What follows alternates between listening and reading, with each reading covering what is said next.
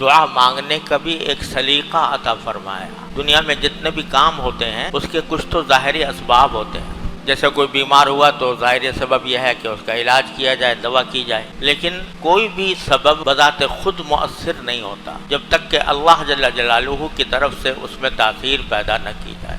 1000 دوائیں کھا لو، اگر اللہ تبارک و تعالیٰ کی مشیت نہیں ہے تو صحت نہیں ہو سکتی۔ سارے اسباب کا یہی حال ہے۔ تو دعا سب سے زیادہ مؤثر ذریعہ ہے کسی مقصد کو حاصل کرنے۔ اسی لیے نبی کریم سرورت عالم صلی اللہ علیہ وسلم نے زندگی کے ہر مرحلے پر قدم قدم پر بندے کو دعائیں سکھائی ہیں کہ دعائیں مانگا کرو۔ جتنا زیادہ بندہ اللہ تعالیٰ سے مانگے گا اتنا ہی اللہ تعالیٰ کا قرب حاصل ہوگا، اور جو بندہ دعا نہیں مانگتا، حدیث میں ہے کہ باری تعالیٰ اس کے اوپر ناراض ہو۔ من لم یسأل اللہ یغضب علیہ، جو اللہ تعالیٰ سے دعا نہ مانگے اللہ تعالیٰ اس سے ناراض ہوتا ہے۔ اور جو دعا مانگنے کا خوگر ہو جائے کہ ہر چھوٹی بڑی چیز اللہ تبارک و تعالیٰ سے مانگے، تو ہر دعا بذات خود عبادت ہے۔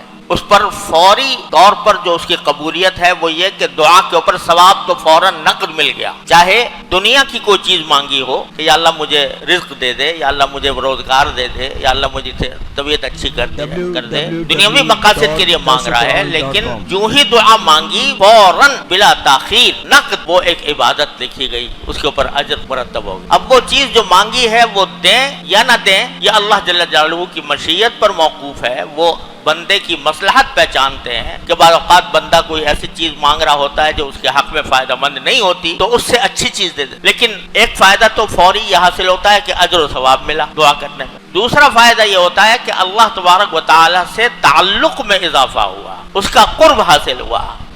جتنا بندہ اللہ تعالیٰ سے دعا مانگتا رہے گا اتنا ہی اللہ تبارک و تعالیٰ کا قرب حاصل ہوتا رہے گا۔ تو یہ بڑی عظیم چیز ہے دعا۔ تو نبی کریم صلی اللہ علیہ وسلم نے خود دعائیں مانگی ہیں، اور ہم لوگوں کو تو مانگنا بھی نہیں آتا کہ کس طرح مانگا جائے۔ نبی کریم صلی اللہ علیہ وسلم نے وہ سکھا بھی دی دعائیں، اور نبی کریم صلی اللہ علیہ وسلم نے بھی سکھا دی، اور اللہ تبارک و تعالیٰ نے بھی سکھا دی قرآن کریم کے اندر کہ یوں مانگا کرو، یہ مانگا کرو، اس طرح مانگا کرو۔ اور جو دعائیں قرآن کریم نے سکھا دیں، اللہ تبارک و تعالیٰ نے سکھا دیں، تو ان کے بارے میں یقین جانو کہ انشاءاللہ ضرور قبول ہوں گے، کیونکہ اللہ تبارک و تعالیٰ خود کہیں کہ یوں کہو، یوں دعا مانگو مجھ سے، اب کہیں جاؤ میں نہیں مانتا، یہ نہیں ہو سکتا۔ اللہ تعالیٰ نے جو دعا تلقین فرمائی قرآن کریم میں تو وہ سب سے زیادہ قبول ہونے والی دعا ہے۔ سوشل میڈیا پر سب سے قدیم اور سب سے ریلائبل برانڈ درسقرآن.com